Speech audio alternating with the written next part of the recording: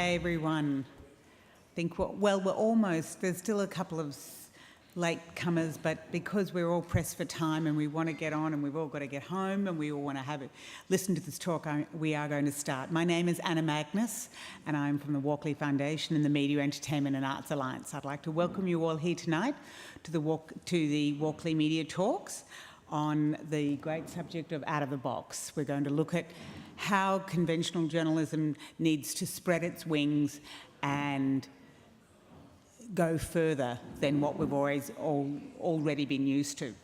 So without further ado, I will actually, before I do introduce our speakers and panels tonight, I would like to note that on your desk, on your tables, there are some flyers about the Walkley Press Freedom Media Dinner.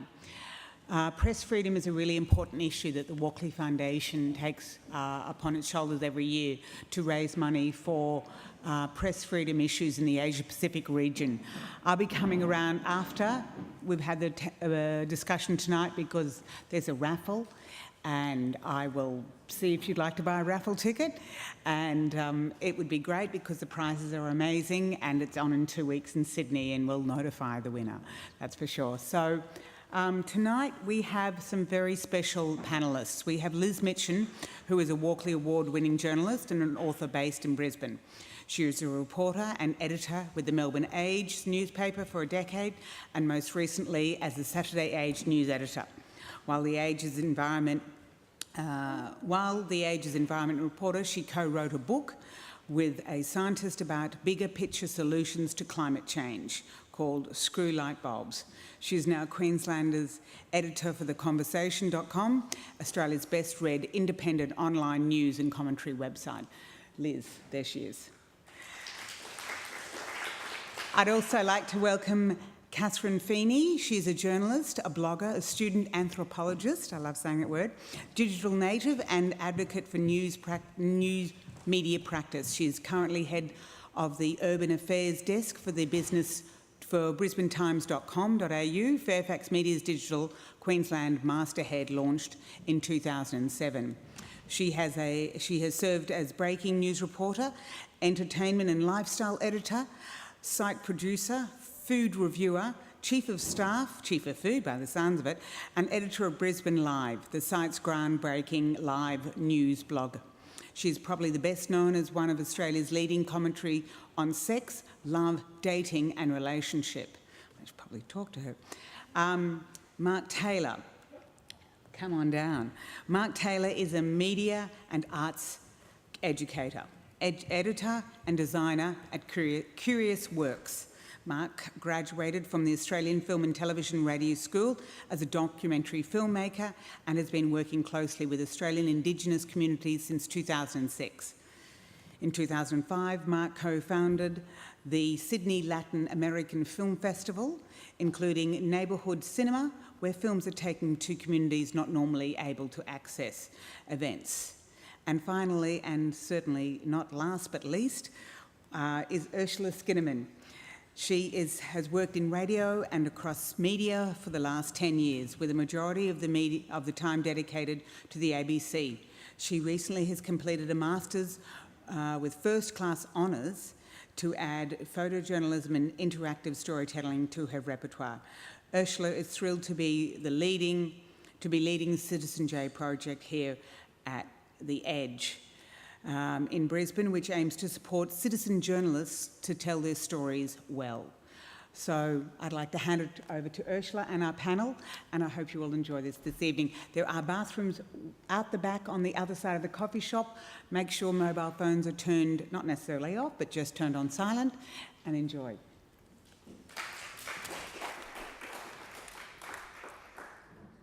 Thanks very much, Anna.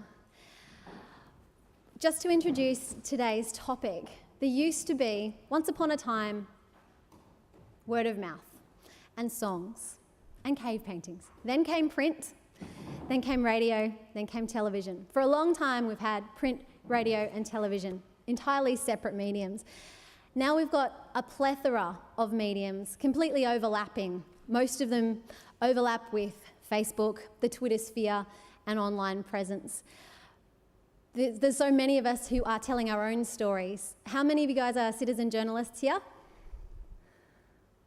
Yeah, fair few. So because of this dissipation of the audience, we need to find new ways to engage with the audience, to meet the audience where they are, and to keep them engaged, find new audiences. I've put together a little video of screenshots of some of the most exciting examples of new journalism. Hopefully it will load all right for you. Let's rewind a bit. After the terrorist attacks of September 11, 2001, then-President George W. Bush deeply reorganized the federal government and created a massive new Department of Homeland Security. A brief history of student politics here at UQ. 2006 saw the start of VSU. Budget slashed. The union didn't know what to do. Without a clue, the parties running it split into two. So then came the hour when Fresh rose to power. Yellow shirts, smiling sweetly, but secretly sour. Ran a tight campaign, claimed to be apolitical, but crushed anyone who complained or seemed critical. Most people didn't care. They didn't know they had a choice. This is the story of how UQ students lost their voice. This is a before and after that ABC did of the Brisbane floods, 2011. So you can mouse over the before and after satellite shots. There's quite a few photographs that you can look through. In this one, they're trying to get across how dangerous it is in Darfur and difficult to survive. So you basically play a game, end up getting killed all the time. Then they give you a bit of information about why you got killed this time.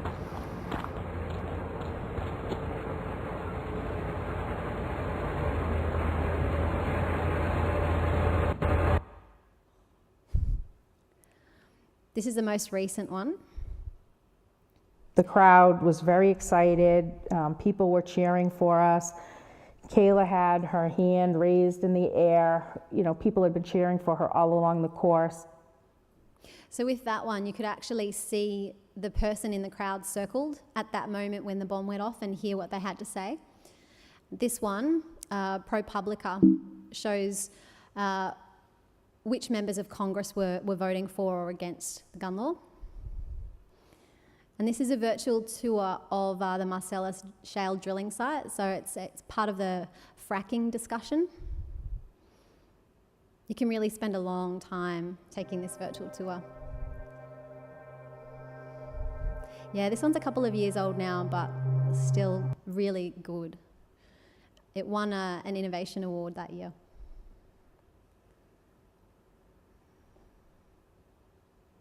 İngilizler mi geliyor? Çavuş öyle dedi. Dikkat, sus. It's 2 a.m.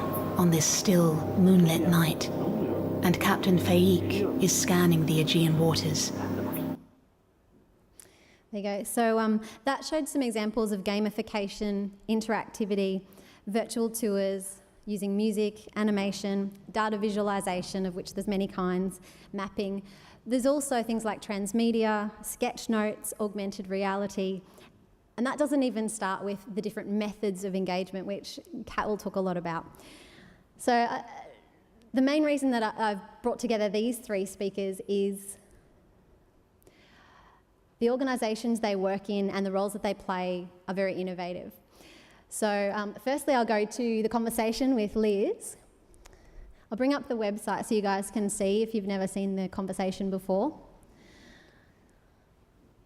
If you can just explain to me, Liz, what the conversation is and what are the various ways that you're innovating. Yeah, so as you can see from the bylines, and particularly if you scroll down, most of the people's names that you see aren't actually journalists, they're academics or researchers, and that's one of the key things. So this was started 2 years ago by a journalist, former editor of The Age, who had this idea that he was working at the University of Melbourne at the time and had been sort of challenged by the Vice-Chancellor there to come up with some different ideas on the media. And he was looking around going, well, here I am in this amazing place of learning. I'm surrounded by experts, and this is essentially one giant newsroom. So why aren't these people getting their voices and their expertise out there? And if you think about that, amplify that nationally and internationally. In fact, the conversation has gone international In fact, it's as well as having an Australian site and in fact using academics and researchers from around the world already. The Conversation UK will be launching very soon, watch this space. So it's expanded. It's a very unusual thing at the moment, an Australian media organisation that's expanding and moving internationally. So basically, instead of it being the traditional model, and I'm a reporter and journo by background, the traditional model is we go out, interview a bunch of people and try and summarise it for them.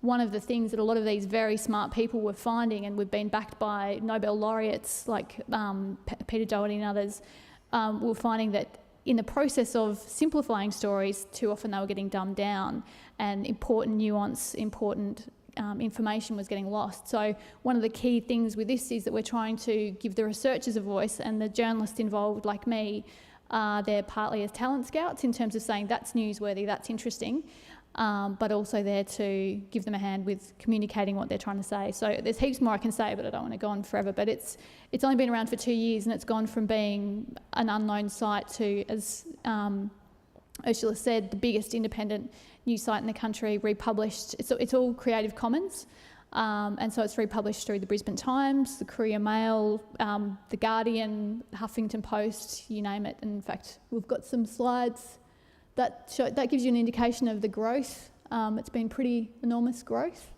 up to 840,000 unique visitors a month and growing. We've had some stories that have gone viral, and I'll talk about that more in a bit. There was one, curiously, a philosophy piece that went mental, and Richard Dawkins retweeted it and Ricky Gervais retweeted it, and it's had around 400,000 reads, so which you wouldn't expect of a philosophy piece. And these are just some of the places we've had articles republished. So we've only got a fairly small staff of journalists. Michelle Grattan is one of our star recruits. I used to work with Michelle closely at The Age, and she's a legend of Australian journalism, but in fact most of the people writing for us are smart people who aren't journalists. What I really like is the republish button, and we're looking to copy that essentially at Citizen J. So how much do you feel Creative Commons licensing has influenced that rapid growth in the space of 2 years? Oh, it's been massive, but it's one of those nice examples where as much effort went into the technology and the ease with which you can share. In fact, I remember having a conversation. I had a chat to Simon Holt, who's the managing editor of the Brisbane Times, a month or two ago. And by chance, he'd been thinking about how can we get more smart Queensland researchers writing for us. And I said, it's really easy, hit republish.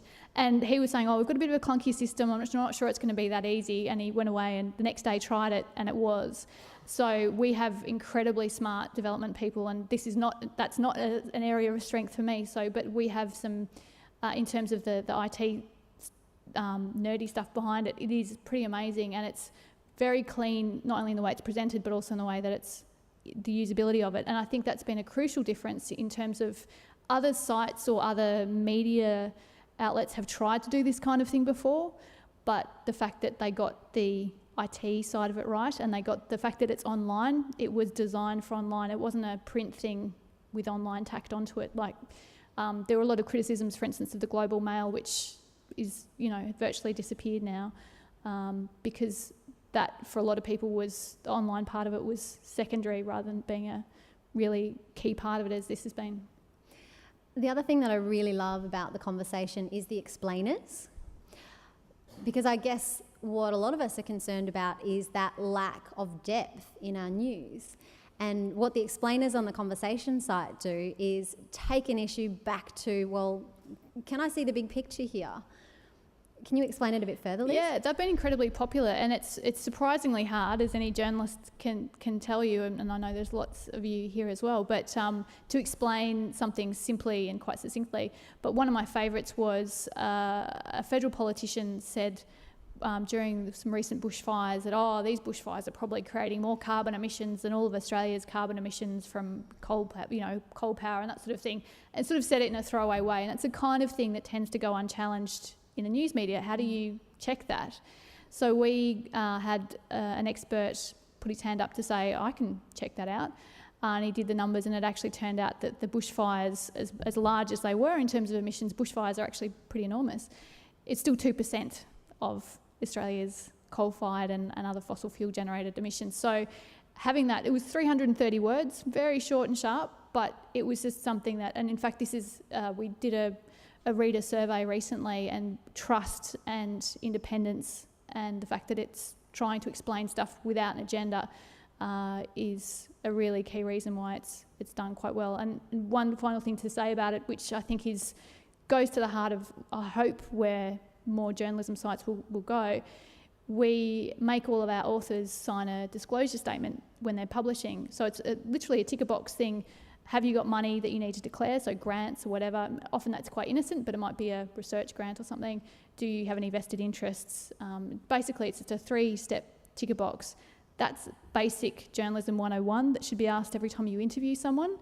But it often doesn't get asked, and that's why you get the dodgy experts in the news saying, oh, I really think that, cigarettes, it's still not proven that cigarettes are any kind of health hazard. And it's just like, by the way, I was paid by that cigarette company. So, that kind of disclosure should be part of any good journalism and good storytelling. Unfortunately, it's not. So that the fact that, again, that's built into our system, and I'm not trying to say that the conversation is perfect. It's one model and a new model, but certainly more of that needs to happen. Thanks, Liz. I'll move on to the Brisbane Times, and what I really love about the Brisbane Times lately is the Brisbane Live at Work site. Can you explain to me, Kat, I think you were saying before it was a prototype. Yes, so obviously Brisbane Times launched in 2007 as a website, which was shocking back then because everyone believed that news had to be in ink or on a television or on the radio to be legitimate. And in the days and years since, everyone understands that to be a complete fallacy. So I suppose Brisbane Live is really the extension of what we set out to do in the first place, which was do news innovatively. We realised that people are really time poor. That's one of the reasons we've been so successful, because as a website you can log in and log out as it suits you. You're not having to sit down for a broadcast or go to a newsagent, whatever. So with that in mind, thinking, well, okay, our readers are really time poor. How can we deliver the news to them in the most effective way possible? Our job is to curate all of the information that is available to us. We only want to pick the best bits, the bits that are really going to mean something, and we want to make sure that people can access it at their convenience.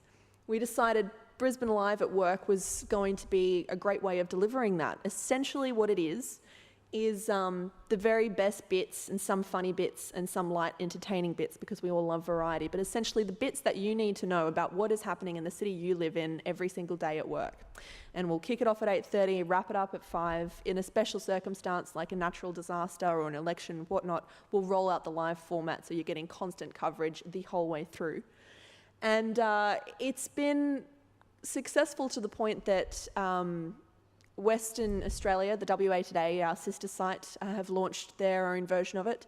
The Sydney Morning Herald is playing with it at the moment as well, and it's likely to roll out in The Age too. So it's a real achievement for us at BT. Fairfax is a relatively new brand to Queensland, and that we, as one of the smallest editorial teams within the Fairfax Goliath, are at the point where we can, in some ways, show just what you can do if you set about innovating. Wonderful. I find it seems to me that perfect match between social media and news. I think a lot of us try to do it, but I think the Brisbane Times Live at Work really does hit that spot. I mean, I guess the interesting aspect to it, in some respects, it resembles a Twitter feed or a Facebook status stream. The point then again I'd make is that it still again comes back to this really core message, which is really what news organisations are being asked to do these days, and that is that of curation. So we have someone whose role is to edit the Brisbane Live news blog. And in as much as it's lots of news updates, it's still telling a larger story. There's still a narrative to it. The day begins, it ebbs, it flows. If there's a big breaking news announcement, we'll throw it in but contextualise later. And so unlike Twitter or Facebook, which, unless you're the kind of person who spent time curating your lists and cultivating your feed so you're only getting the information you're interested in, it can be completely overwhelming and filled with a lot of crap. And so what we want to do is try and make sure that you know, we've got it to a point where what you're getting is what you want. And I suppose that's the essential message now, especially with online news, because we can see where the eyeballs are, we can see what readers are interested in, and so we know very quickly whether or not something is working or whether or not it needs to be reconsidered. Interesting. Okay, Mark, Curious Works. Now, a lot of people, I guess, in Queensland might not be so familiar with Curious Works. So can you introduce it to us? Yeah, sure. So Curious Works is a community arts organisation. We're based in Sydney. However, we work in a lot of other cities. We work in WA, Melbourne. There's talk of coming to Brisbane and to Darwin. So Great. slowly, as we sort of build alliances with people, that's certainly possible. Our core objective is to work with communities and give them the tools to be able to tell their stories. We work a lot with disadvantaged communities, recently arrived migrants, Indigenous communities, and sort of anywhere sort of disadvantaged or underrepresentation or misrepresentation in the media of their stories. So one of the, what have we got up here? This is our website.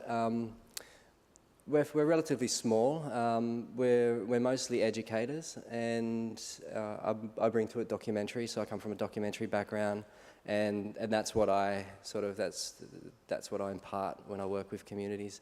We have a model that we've developed, which is about it's comprehensive. So we'll come into a community, and we'll build alliances with institutions, whether it's a school, council and key community organisations, in order to establish an environment where media can be produced, so that, which is normally some sort of lab, or it could be something attached to a school or a public space like a library, so that media can be continually produced after we've left, and then we'll the aim is to find media makers within that community. So it's a lengthy process sometimes. We generally start doing digital media workshops, and through that emerge people who have an affinity to to want to tell a story about their community, and we'll then focus on them and mentor them in a way so that they can have the skills to research a story within their community, to be able to film and edit it, and then ultimately to be able to publish it online. So it's a long process, but one of the projects we did recently was we applied for some funding through National Health, so it was the National Preventative Health Agency, and we said that we pitched to them that we'd pull together a group of young people to be able to create stories, to be able to, I guess, build awareness around the issue of binge drinking. So the area we worked with this project was in Penrith, had a high rate of youth binge drinking, and so we used that model, and out of that we got a crew of 6 storytellers, and the first sort of outcome from that was an online channel. You can play a little bit of that if you... I just thought this one was really cute.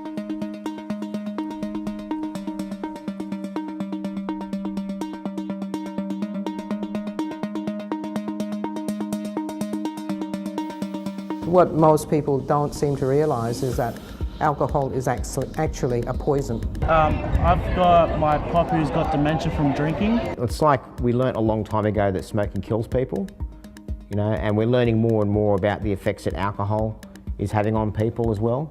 Every time I go to see him, he doesn't recognise who I am anymore. The alcohol issue that's most important to me as a person who works at the Cancer Council is the link between cancer and alcohol. There's different cancers that are linked to alcohol. In men, there is convincing evidence that it is linked to bowel cancer, and in women, breast cancer. We have a mannequin. So so there's several stories, and that was just I guess the stage one, and then what we'll be doing, because it's quite fresh from next week, is rolling that out through social media. So it's the young people sharing it with their peers and through their own networks and community. And that's something I think you have to do nowadays, because what I've learnt, at least from having young people come through the Edge and, you know, have a discussion with me, is that they're just sharing news with each other. They're not getting news from news sources. Yeah, I think definitely that's what we notice with young people we work with, is that they don't go to mainstream for their information. So it's, you know, things that are recommended by friends, and a lot of it's misinformation too. I think we were talking about that as well. So it's important to, when you're teaching, you know, when they know how to use social media, but I guess what we try and do is to show them how they can use social media in a good way, for the benefit of themselves and their community.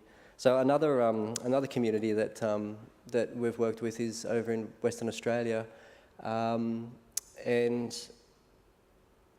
when we've worked with a lot of Indigenous communities, and often there's this idea, and you know, things are a lot better today than they have been in the past, but the way that Indigenous communities are portrayed in the media, they're fully aware of the always being portrayed as being a problem.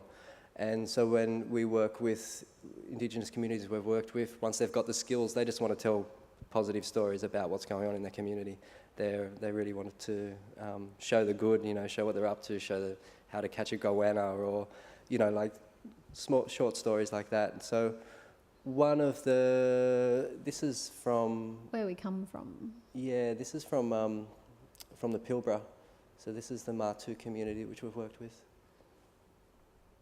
Again, with we went off the same model, working with the school, the community.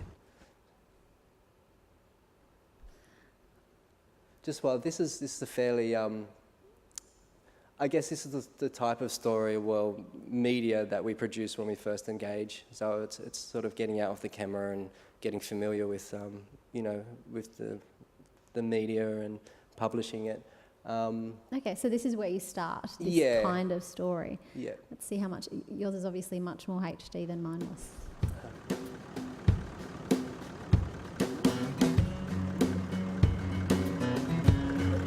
And this is in the first workshop?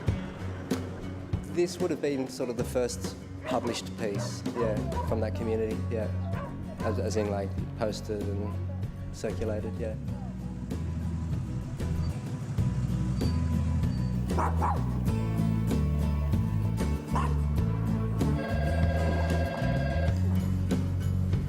Yeah, for me it's a good place to live. And we like living here.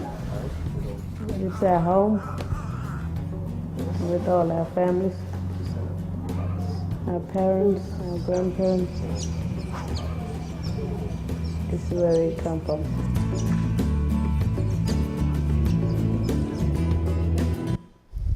So Curtis, who was part of that production, he's gone on to study documentary further, and he actually is he's done a few things. He worked on the Canning Stock Route project, which I think is that was one of the films from it, and it's stories from the region. So you can see he's sort of developing more of a documentary style and using archival material. So that's a progression, We'll watch a little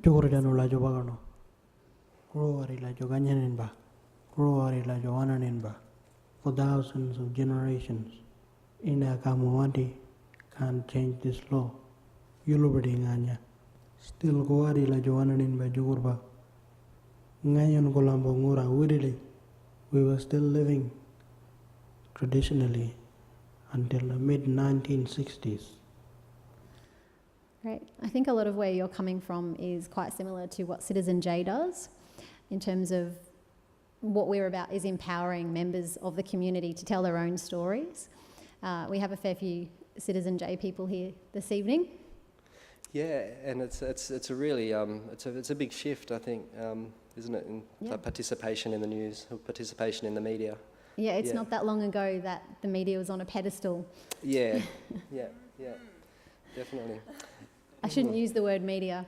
Liz, you don't like it at all, do you? No, but you're right, that's such a great point, and that was one of the things that we really noticed at Brisbane Times initially when we launched as part of the new media. was, hey, let's let people comment on stories. Let's actually give readers a voice. Let's let them participate in the conversation as well and interact with us, the journalists, directly. And it's been brilliant. I mean, obviously, we have a strong moderation policy. You have to. As we were discussing before, it's all about curation at the end of the day. Yeah. But in many ways, it really, that level of engagement helps people, in the best case scenario, question their view perhaps and spiral off into different discussions, and certainly keeps us accountable as journalists, even though we always should be. But it's that excellent reminder that, you know, what are we really doing at the end of the day? We are talking about these issues that affect us all here in the community. So how can we do that in the best way, in the way that means the most to you? And I think online media, new media certainly has that advantage. Yeah, absolutely. Another thing we're doing with Citizen J is experimenting with new platforms and new ways to tell stories. We've got the Experiments Fund and the applications for that just closed. We've got some really amazing applications in. So, you know, one of the applications is to, you know, build a platform where every day you and I can visualise data. Great. You know, so data visualisation is one of those things that's really going to take off. So from there, I guess I really wanted to go into apps and tools. Where should I start? Liz? What specifically about apps and tools? Apps and tools, what do you use and what do you find works best?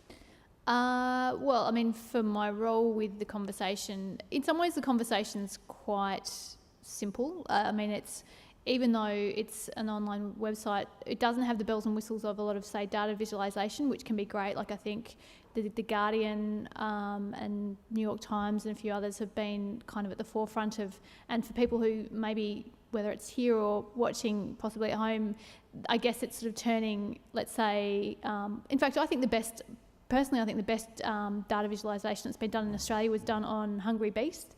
They had an awesome graphic designer person who would do these like little snippets of facts and figures that obviously the journalists had put together in terms of, did you know 1 in 10 Americans has an Uzi or, you know, semi-automatic at home or whatever it might be, and then they'd piece all these together and it would actually form a big picture. And then, you know, similarly, you can, instead of just being a pie chart, it might be something more visually interesting than that. And that's, unfortunately, we don't have the resources at the moment for that. It certainly would be fantastic. But I mean, I know from working at The Age and at Fairfax that a good graphic artist can bring a story to life in a way that words alone can't do.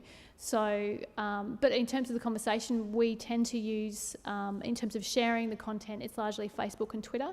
Interestingly, and I know this is true for Brisbane Times and others too, and I know the ABC and many others, someone following you on Facebook isn't the same as following you on Twitter in terms of what that's going to mean in terms of your content reaching people. So as an example, the conversation has 3 to 4 times more Twitter followers than it has Facebook followers, but actually the number of readers we get is much greater from Facebook. And that's because of the way that people behave with different apps and different tools. So Facebook is much kind of easier, and you'd all know from, you know, if someone posts a story, you get a little picture and you get a little lead and, you know, you get a sense of the story quite quickly.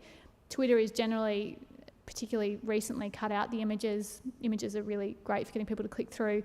So if it's just a short text summary, people often then go, right, I have a sense of the story because I know what it is in 140 characters, and they won't necessarily click through. So people do behave quite differently. I mean, if I was doing stuff for other sites, I know, for instance, Storify can be a great tool and is used, I think, quite well, particularly by ABC News Online, does some great stuff with Storify with big events. One of the nice things about a lot of these tools is they are quite quick and easy to learn. And coming from a print background, I used to be a bit terrified of some of this stuff. But Storify, for instance, you can teach yourself. And one of the nice examples is, remember when that guy Felix Baumgartner, I think his name was, the guy jumped from space down, and it was sponsored by Red Bull, and it was all a big giant advertisement. But it was actually a pretty amazing event. And one of the best Storifys I saw of it, which was essentially pulling in bits of Facebook here and Twitter there and news stories here and video from Red Bull and whatever, is kind of telling the story, piecing it together in that way, was just done by an ordinary person, and that got shared by heaps of people. And, you know, so any of you, again, can go out and teach yourself that. So there are heaps of apps out there. I think one of the challenges is just that sense of which one do I bother using. And I guess a good example of that would be something like SoundCloud. Theoretically, that's you can create or share audio. Arguably, you could say to the ABC radio people should be sharing heaps of stuff through SoundCloud. I know Spencer Housen's on it, but there's not much of an audience there at the moment. So is it worth your time to, let's say you're a producer with radio, to bother putting something up through SoundCloud? So I think that's the challenge, is kind of, to some extent, big media organisations are going to be the followers. They're going to look for the big audience. Whereas if you're a citizen journalist, or you're someone who likes to tinker, or you're someone at home interested in this stuff, if you can get in there and be the person that knows how to do a great Storify or something with a new app, you might be then that might get picked up by a big media organisation or put on YouTube or whatever. So to some extent, big media will tend to follow the audience, whereas the innovation will come. And I mean, Brisbane Times is a good example too, where they're one of the smaller parts of the Fairfax network, but they actually get the freedom to play and try things out, and then the other guys will tend to pick it up. Yeah, sure. I think I think you bring up an interesting point with, sticking to the basics. With so many different apps and constantly new apps and technologies coming out, it's finding that balance of, well, is this really going to push my product further, or is it just going to be a distraction? It comes down to time. I mean, I would say SoundCloud is, if you're producing music, SoundCloud can be great. One of the nice things that I've seen with SoundCloud is, unlike, say, a normal music clip where you might just, the music clip comes up on your screen and you just click play and it plays through. Things like SoundCloud, you can invite people to comment. And so people, you can be quite famous artists, sometimes even release music before it's, been officially released. Tell me what you think of my new track. And so you as user X can jump on and go, oh, I love this bit. Oh, this is a really great chorus, or whatever. And so that interaction, again, is, whether you're famous or you're completely not famous, that can be really great. Yeah, actually just that ability to comment within that sound wave is wonderful. Yeah. Yeah. I think there's two key words that count when it comes to apps and tools and devices. One of them is effectiveness. The other is mastery.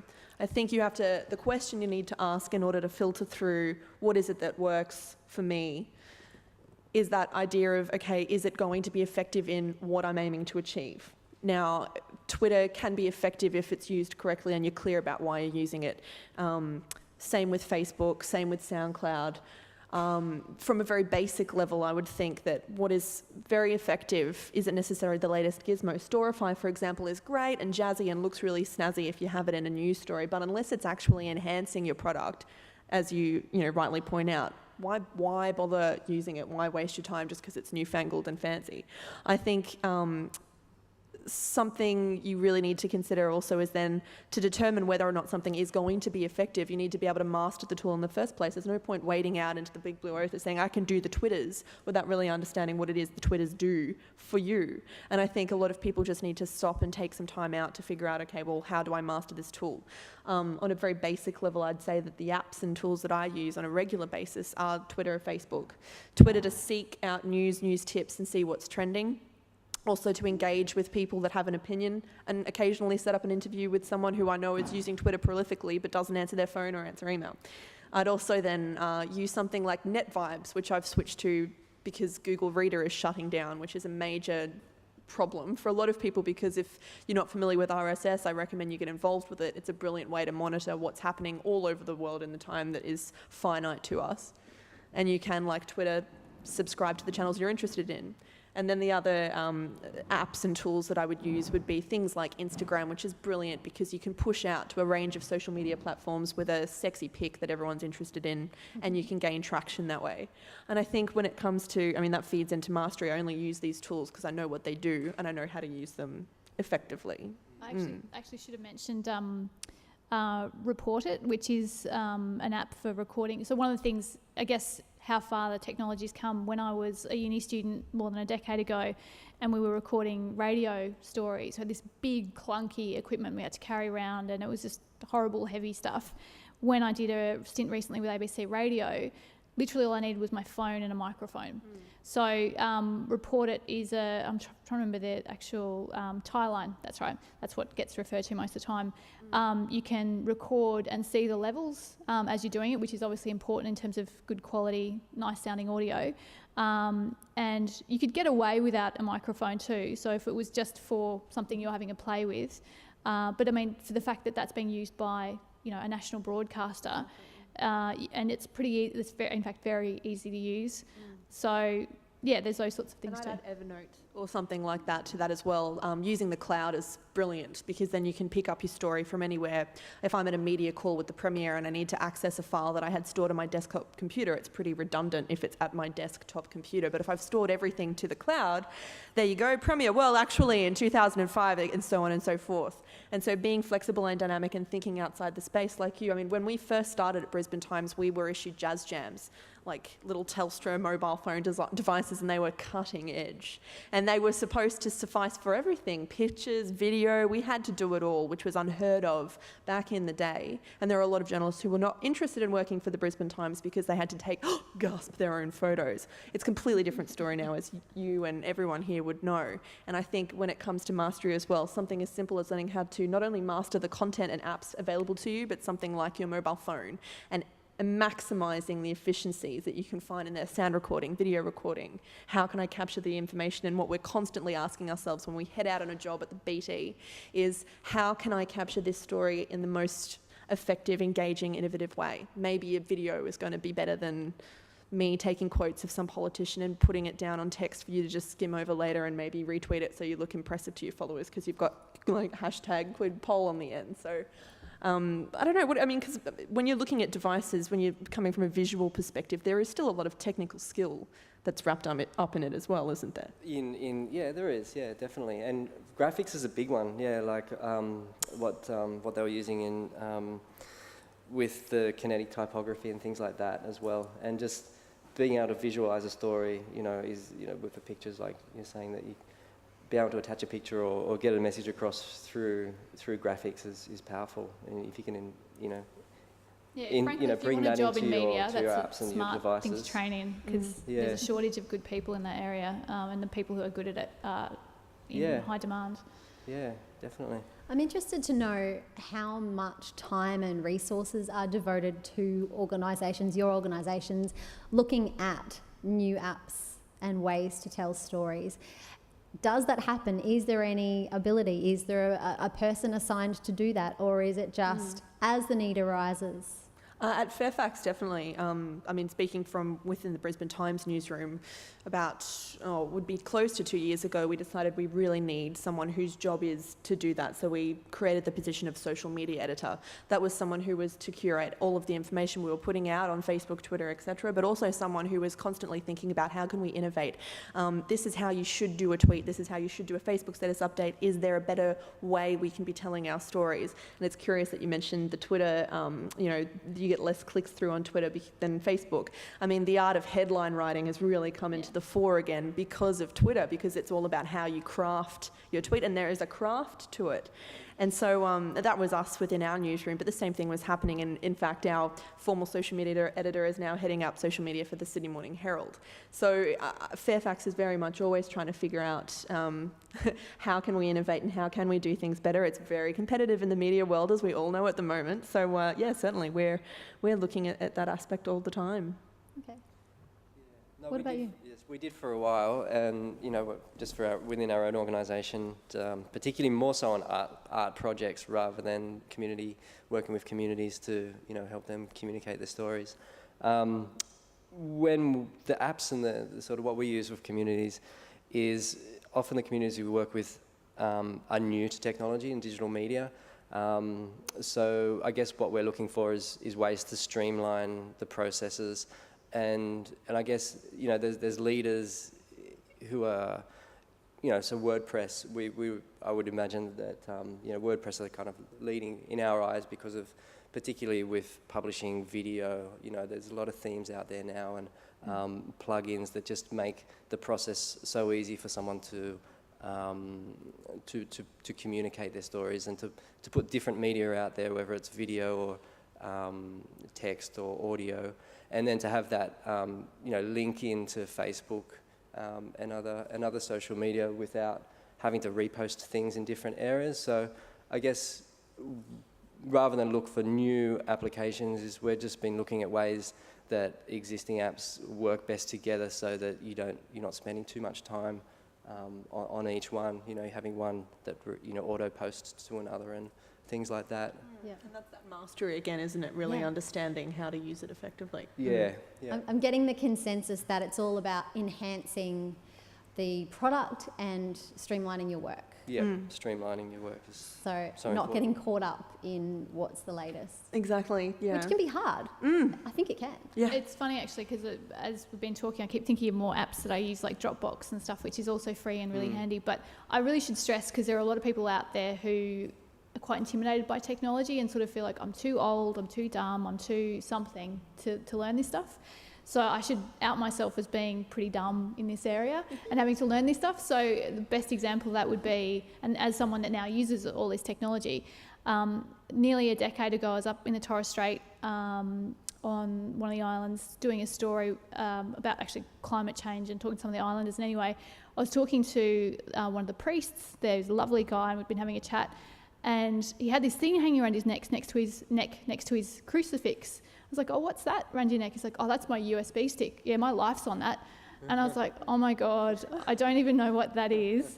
And this guy, who's as far as you could get from your nearest JB Hi-Fi or something like that, was just a million years ahead of me on technology. And, of course, I then went and got a USB stick and realised they're quite handy. And so I really can't stress enough that if you kind of like, oh God, Dropbox, Twitter, I had to be talked into getting onto Twitter. A week later I was addicted, and it can waste a lot of time. I think the key thing is you can waste a lot of time playing with stuff, but at the same time, just can't stress enough, don't be scared of it, have a play, and you might actually come up with an idea that's better than something that the mainstream news media might be doing now. Yeah, that's interesting, because I think when you look at it, especially as a news gathering tool, and I mean that's how I would consider something like Twitter when I'm using it for my news and not to interact with people on a slightly different level.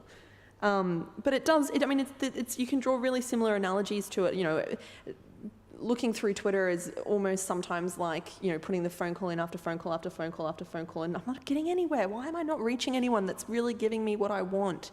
And that's because you haven't taken the time before you've started ringing people out of the blue to sit back and think, well, actually, who do I need to speak to about this, and what is it that I want to get out? So in many ways, those old principles of journalism still stand up. It's just that very different looking method of delivery. Essentially, I don't know whether or not things have changed. And I would actually extend that into people's readership patterns. I know we were talking about this earlier, and people becoming overwhelmed with information and people not engaging with news, and even looking at when we were talking about young people not engaging with the news these days. I mean, really, what 12-year-olds sat down and watched the 7:30 report when Kerry was heading? I grew up with the current affair. I'll tell you. No, and I'm sure everyone in this room did, but yeah, way back in the day, yarn event. But it is slightly different. Just to add, one app that I'm going to miss is Posterous. Oh, okay. Yeah, Posterous is a really streamlined way of posting news and posting reports and things like that we would share with other people, because it saves you from logging in to your blog and setting things up that way. It was just so streamlined and easy, and it's gone. It's officially closing, I think. Yeah, isn't it interesting? All these new fangled things dying. It's that constant innovation and evolution, isn't it? Yeah, absolutely. I think the last time I heard the average lifespan of an app was a year and a half. That was it. We're moving at a ridiculous pace. I'm sure we're running out of time, so if you guys can all get your questions ready, and we'll just have a quick chat about engagement, and then we'll have questions from the floor. Engagement. It's a really tough one, and I wanted to ask you, Kat, about how engagement with the audience has changed, how audience experience has changed over the 6 years at Brisbane Times. Okay, how it's changed. Well, it's certainly become a lot more structured. which I think is a good thing. I think initially we were really tempted to kind of go open slather and let, as I mentioned, hey, people can talk on stories, it's so exciting. And then we quickly realised, oh gosh, the discussion is kind of plummeting to the bottom, and we really need to make sure that the experienced readers who aren't necessarily commenting are getting when they're trawling through the entire offering that we're getting is just as good as the story itself. So that brings in the structured aspect to commenting if you're looking at engagement at that level. Obviously, we're engaging very actively via social media, so this is taking the stories to where the audience are. So people are engaging with us online in that aspect. Participating in events like this and saying, if you've got any questions for us, come along, ask. We're friendly, we exist. We're not little digital pixels on a screen somewhere. Brisbane Times is a real thing.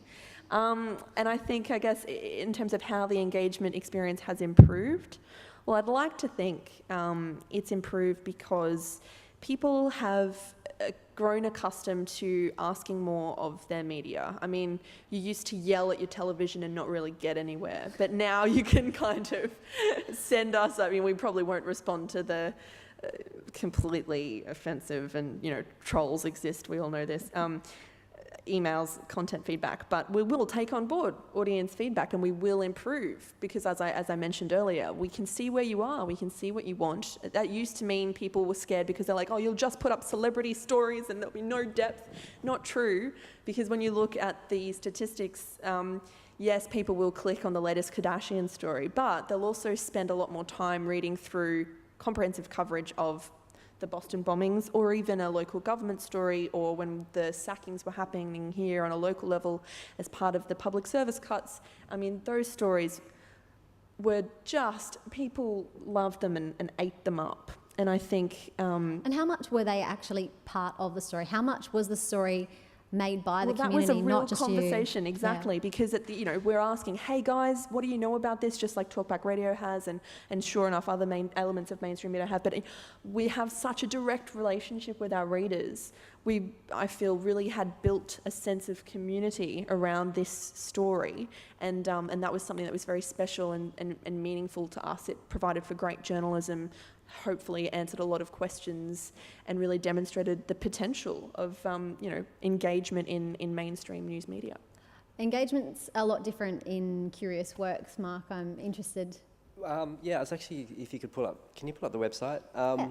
Something that, because we work with so many diverse communities in different parts of Australia, we kind of wondered how we can organise that information when we, with the media that's being produced in different parts of the country.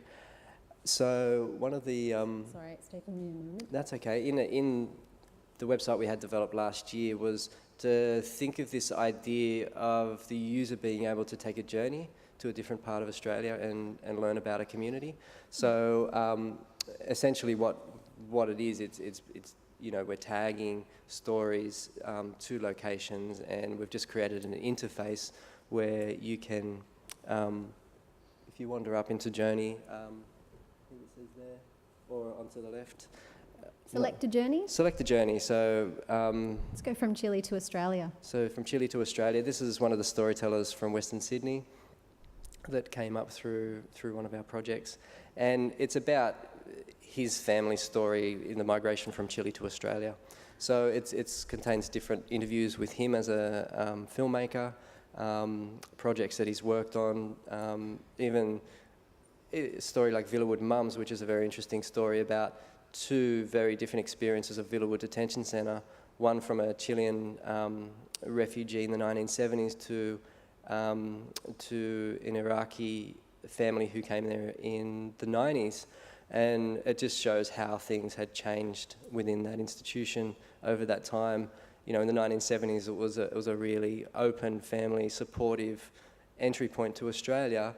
And then in the 90s, it was, he'd become a jail, essentially. So it's, with one thread, which is the filmmaker being Chilean, you can sort of journey to different parts, to different stories. So, yeah.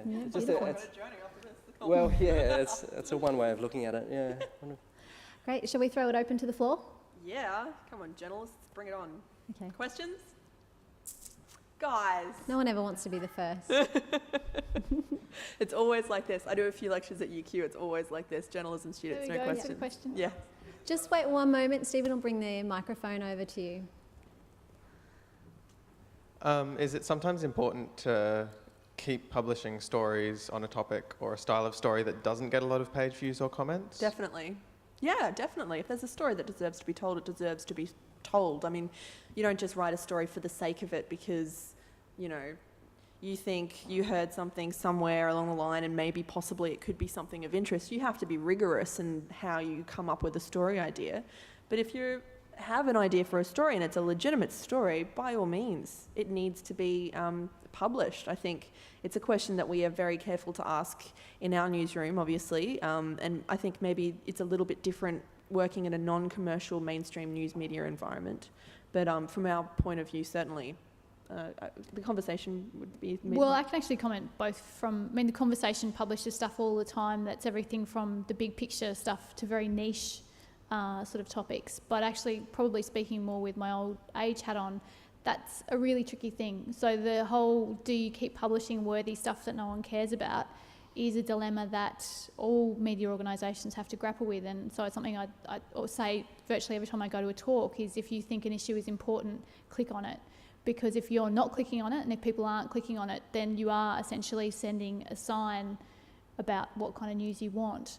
And as much as, having worked at Fairfax, as much as Fairfax doesn't stop publishing the worthy stories that don't get many clicks, it does make it harder to argue for them. So, for instance, when I was news editing at The Age, one of the ways that I used to, for instance, argue for a good local transport story would be it's going off on the web. So if you can back up our audience cares about this, you've got a much better chance than if it's just like, but it's really important. That doesn't win many arguments in newsrooms. I mean, it can, but you have to be very good at arguing it. So same with you guys. Like I always say to people, like the worthier your story is and the more, noble and just and important it is, probably the harder you're going to have to work at communicating it well. Because if you want to, increasingly people don't want to have their heartstrings tugged on. They kind of are quite quick to go, oh, boring, worthy, next thing. This is more exciting. And they've kind of got, we're in a smorgasbord of information at the moment. And so given the choice between the chocolate ice cream and the salad, we know what most people will choose. So if you want the salad to be the thing they choose, you've got to work hard at it. And that's the craft of a good journalist, isn't it? Yeah. As much as every aspect in the newsroom has to play their role, the editor has to understand this is a story with potential, the sub or whoever's producing it, the headline writer needs to be able to sell the story, but it all comes back down to the journalist, the idea and how it's pitched in the first place. Absolutely. And I think the project does a really great job of making important news watchable and interesting. And I think that's something that we need to focus on a lot more. I mean, back in the day, the owners of media ran at a loss because they wanted the stories told. They knew what was important. It was a public service. Now where we have, corporations, well, they have to make money. That's what a corporation has to do. It's in the charter.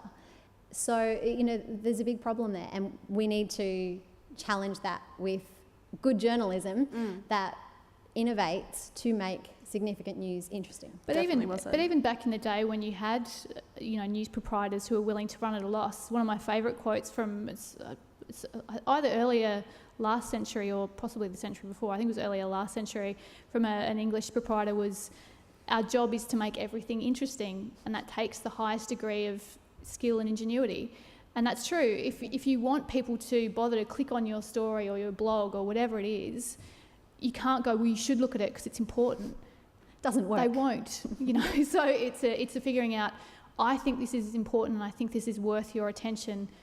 And again, that actually comes back to the question before was about engagement. It doesn't matter whether you're from a large media organisation or it's just you.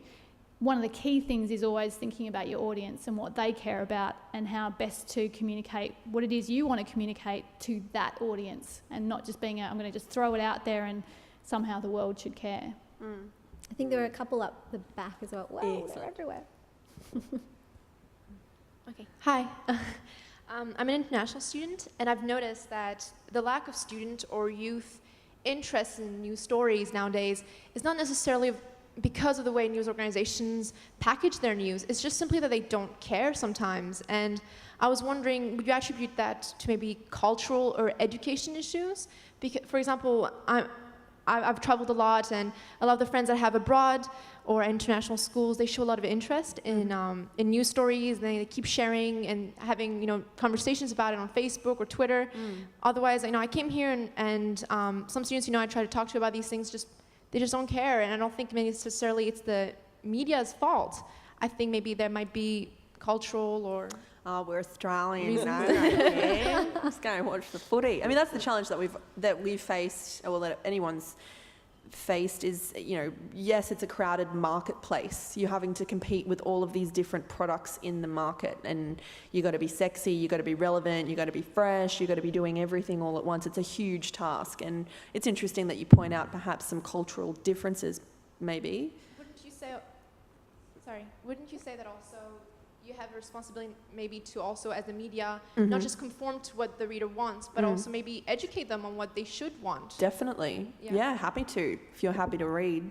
I mean, this is again, that exactly the struggle. Catch-22. Yeah, so it's a both ways kind of argument, I think. Well, I think that's where Mark's sort of way of doing things comes into it, having the youth involved in telling the stories, and therefore they're involved in sharing the stories. But it's not the only way. Well, I think when you look at when we're looking at youth and news, Rookie, and the I think she was 12, Tavi, when Tavi started was 12 or something, and she was taking over all of the fashion front row. She was a fashion blogger for all y'all out there who aren't so up with Anna Wintour and Vogue, but 14 or 12-year-old fashion blogger went to sit at front row at all of these major fashion events, built up a website, is now very successful. This website now gets freelance journalists from all around the world talking about teenage girl issues that was otherwise relegated to Dolly Girlfriend magazine and out of the national discourse, if you like. That's changed in the States. I think Australia is a different news marketplace and a very different culture, I think. But it's happening. It is happening. Yeah. The education process is happening. You're so right to point it out, though, and it is something that we all should be aware of, and something that we all have a hand in helping. I think Australia is. The more comfortable life is, the easier it is to not care. And there was, I interviewed a few years ago, Kirsty Sword Gusmao, who's an Australian, but she married Janana Gusmao, who went on to become the East Timorese president. And she loves Australia and she loves coming back to Australia, but she finds it frustrating because she's living in a developing country and surrounded by poverty, and she comes back to Australia and it's such a relief and life is so easy. But people are talking about their barbecues and they're not necessarily talking about life and death matters. And that is a challenge because we have a very good quality of life here, but it is very easy to get complacent. So I think you're right. I guess what we all hope, and I'm guessing all of you hope too, is that if you try and put good factual information out there and make it interesting, a good example I would give in terms of global reach would be a Chinese student who's here at UQ, she's a PhD student, very smart. She's written quite a few pieces for The Conversation, and she brings fantastic insights into what's happening in Chinese social media, who, for those of us who don't speak any Chinese languages, we can't know. But she wrote a piece on the deadly smog in Beijing. And if you typed in, and I'll double check now, but I know it was the case at the time, if you type in Beijing, I think it was Beijing smog, air pollution, into Google, it was in the first 3 hits.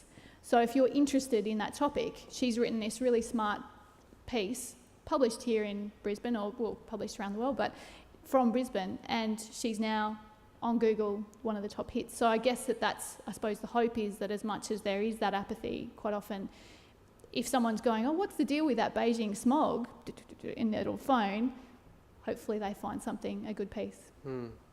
Perhaps a good way to change the culture is to encourage more, overseas exchange as a way to escape Australia for a year and just get a bit of an insight and curiosity to what's going on in developing countries. And the more that Australia really taps into its multicultural strength, the better. And the more that we start considering foreign countries in our own backyard rather than thinking automatically the States and the UK is like the only places out there in the world that have relevance to us. The more that we think, oh, well, China has relevance, Southeast Asia Pacific region has relevance, maybe we should start looking at translating pages on the Brisbane Times into Chinese, I don't know, that kind of thing will really maybe start to affect the change in conversation. I have a question. It's based on the actual relevance. So many news people are trying to make stories that are relevant to the people in this neighbourhood and the people in this state and the people in this country. So we can't get news from outside of where we are. And I think that might be not because we're trying to get the interest, because when we try to get the interest of people my age, we write things that people my age want to hear. But I think that a better way would be to write things that aren't of interest to us in a way that would interest us, as opposed to only writing like youth what we stories, want to hear. Yeah, like bullshit stories. Yeah. Nice. Like I think if you write what we're not interested in an interesting way, then we'll read it just as much as... I can actually think of an example right now Yeah. that's something that annoys me. For instance, with the recent Brisbane bus review, a lot of people in the media drive, and a lot of people have car parks, and a lot of people don't have to worry about the bus not coming on time. And that colours the coverage you get, because it's kind of like, oh, the buses, yeah, they're a problem, but well, actually it screws a lot of people if the buses don't run, and students are one of them, older people are, like you can run through a list. But if you want to do stories that people care about, and I don't mean, for instance, Brisbane Times is one of the few places that has covered the Brisbane bus review, but certainly in terms of remembering the point that you're saying and kind of going, well, who is affected by this? And actually that's one of the demographics we want to reach, oh my God.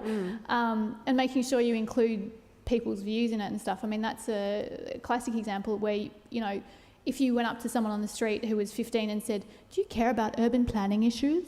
They would say, oh my God, no. Whereas if you say, do you get annoyed if the bus doesn't come, and do you know that they're planning to scrap your route or change your route or whatever, they go, yeah, what's that story? So that, I guess, is a good example of what you're saying. I think Auto-Tune the News are doing the best job of that. I don't know if anyone's ever seen Auto-Tune the News, but it's basically the news in rhyme. Oh, they're great. Yeah, that's hilarious. I mean, Hack on Triple J does a great job, I think, and Triple J in general does, and I think the ABC does. I think it's really, I mean, you're right to point out, like, that awful insulting element to it when they're like, so, youth.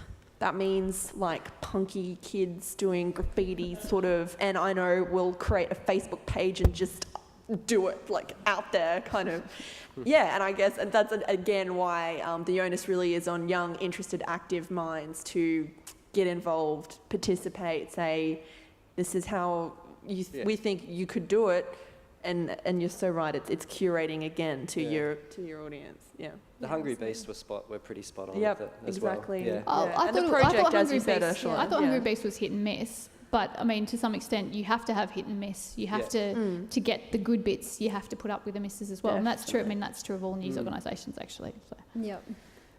I saw this. Oh, sorry. Yeah, you with the ponytails? Oh, sorry, you've got it there. Hi, my name's Clinton. I'm here with the Citizen J program here at the Edge. You're all experimenting with different types of... Could you just hold the microphone up? Sorry. You're all experimenting with new types of news gathering and collation.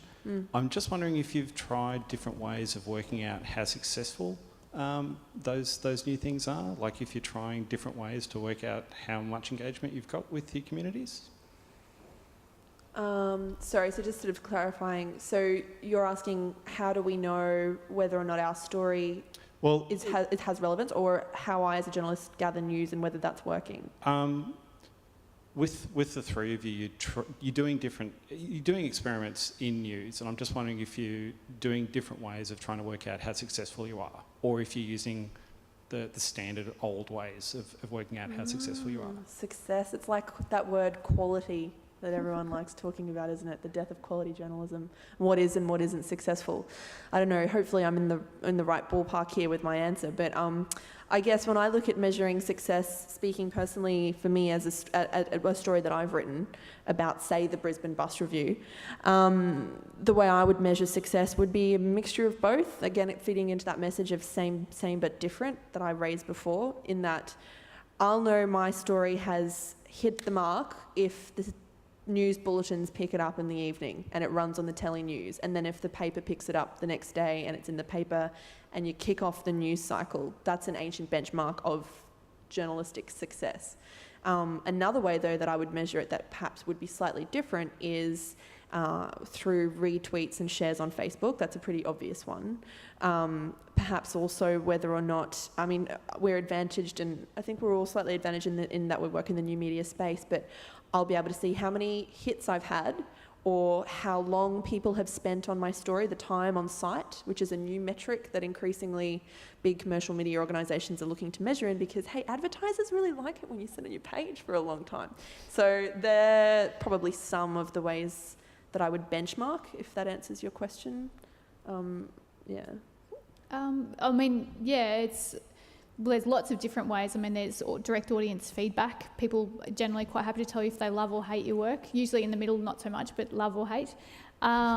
There's also surveys, which we do, and we ask people why they come to the site. And we've done that recently. That was some of the results from there, and trust was a big one. And I think that's key now for all media, and probably increasingly important. If you don't have people's trust, then forget it, probably long term. But I also know, I mean, it's funny because there are, as a journalist, and probably all of you too, you know, often it feels like a success is when lots of people read your story or tell you they like your story or whatever. Some of the stories I would say I'm proudest of got the least response at the time, but might have been slow burn, and then 6 months later or several years later, when I worked in the Age investigations team, I could never say investigative, investigations team, one of the fantastic journalists I worked with, this brilliant, experienced journo called Gary Hughes, said, don't worry that when you publish and they disappear without a trace, because often that happens when you're ahead of the pack, but you might be surprised that you'll find that, you know, 6 months or a year or even several years down the track, someone notices your story and then they refer to it or they learn from it. And that happened a few times where it really did disappear without a trace. At the time you're like, oh my God, I killed myself for nothing. And then later on it was actually like, no, that was still worth it. So I guess it is a balancing act between doing stuff and getting kudos hopefully and people being happy, but also you do know if you've done something of worth. Like, I think we all have a sense of that. So if you feel like this is important and I'm glad that I did it and I'm proud that I did it, that's what you do it for, I suppose. We're going way late now. So I know there's a question from Pac on the Twitter, and I'll take one more. So Pac asks, with the rise of social media and digitisation, how do we know when it's time to come back to the real world? The real world. Where is it? Can you point it out to me? I don't know. What's real? What's normal? That's a good question. But I think, I don't know. I think the point is really, and this has been true forever, is that there are so many worlds out there. I mean, each of us all exist in our own world, really.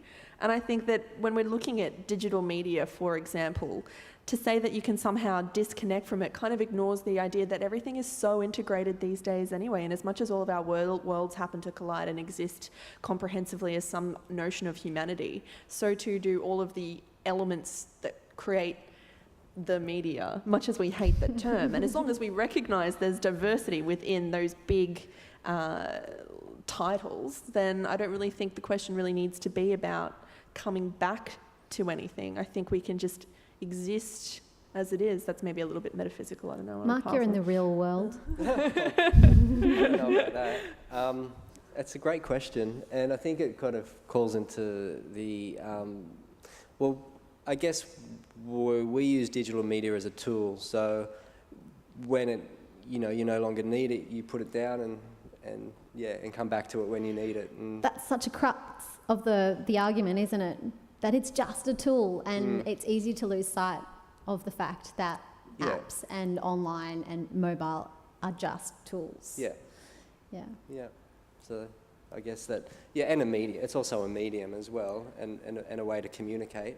So I guess it's about balance and about when it's time to turn your computer off and go outside. And I think the ABC generally does a pretty good job with combining digital media with other media. And I guess the best example I can give for that is with the emergency broadcasting.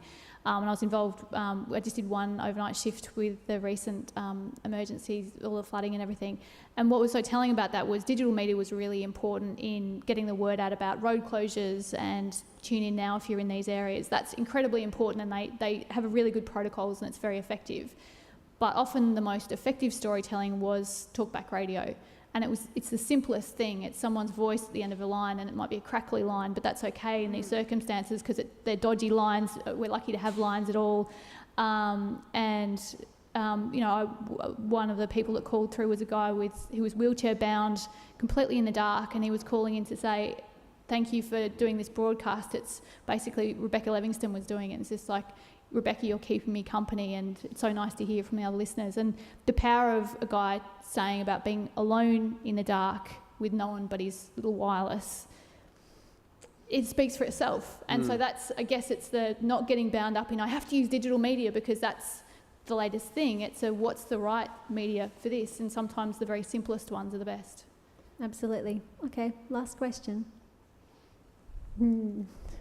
Question off. Ooh, okay. I know you've had your hand up 3 times. Sorry, Ellie.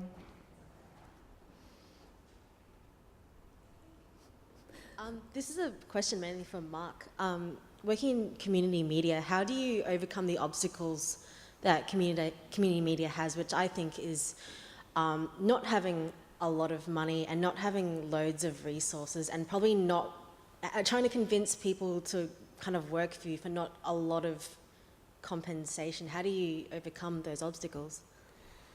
Yeah, it is difficult, and it's difficult to keep it going as well.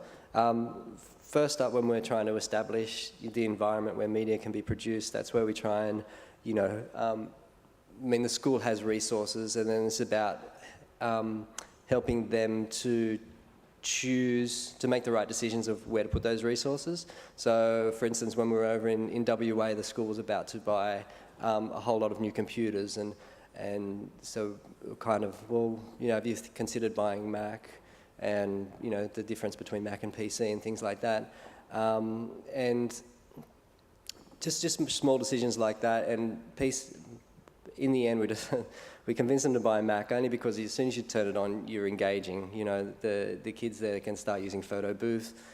Everything's immediate, and there's less barriers. So I guess it's with the resources you got, it's about making the right decisions. And in other areas, like choosing what cameras to use and that sort of thing. So often we'll pull together a workshop and people will bring their own technologies. So if they've got a little, just a little stills camera that does video, they'll bring it in and we'll show them how to use that and then upload that and work with what they've got. That's by way of actual devices, but human resources is difficult, and ultimately you're teaching someone to become a storyteller for their community, and it's something that you do for a while because you're passionate about, and you'll do it for free, but ultimately you've got to find a way to sustain yourself doing it, and that's tricky within community arts, definitely. Even for us, as an organisation. Thanks. Well, I'm sure everyone here will agree with me that was such an interesting, vibrant, necessary discussion to have. I went into this quite a novice in as far as understanding the optimum tools that are presented, the optimum avenues that are given to us each day with all of the other formats of journalism. And I think that our panellists, including Ursula, all presented a really comprehensive, really informative a platform of what's out there. I am incredibly grateful and was so engaged by listening to all of you give your incredibly different, they were all different tales of where you come from and why you do what you do and what audience and how you're trying to engage. And it has actually helped me think, I think I'm going to go and I'm going to put that on I sit in front of a computer all day long, all day. And I'm thinking, okay, now I think it's time that I have something going on in the background and that I keep more informed. And I should be, I work for the Walkleys. But I would like to thank you all. A small gift from the edge. OMG. Thank you very much. Thank you. Once again, so please stay and enjoy. You can engage with our fabulous panellists, one-on-one. We have a few nibbles up there. You've got your glass of wine, etc. I'm probably going to flog a few raffle tickets at you, so don't, get mad at me. The other thing that just came in tonight is that the Walkley Foundation is running a course on social media on the 11th of May. So please just hop onto the website and you'll find all the information about that. That's at UQ. And thank you very much. We've got a really great panel coming up on the 29th? Is it 29th of? 29th of May. A few surprises, but it's basically about ratings versus responsibility. So that's going to be an interesting topic. So please, we look forward to seeing you all again. Tell everyone to come. Thank you.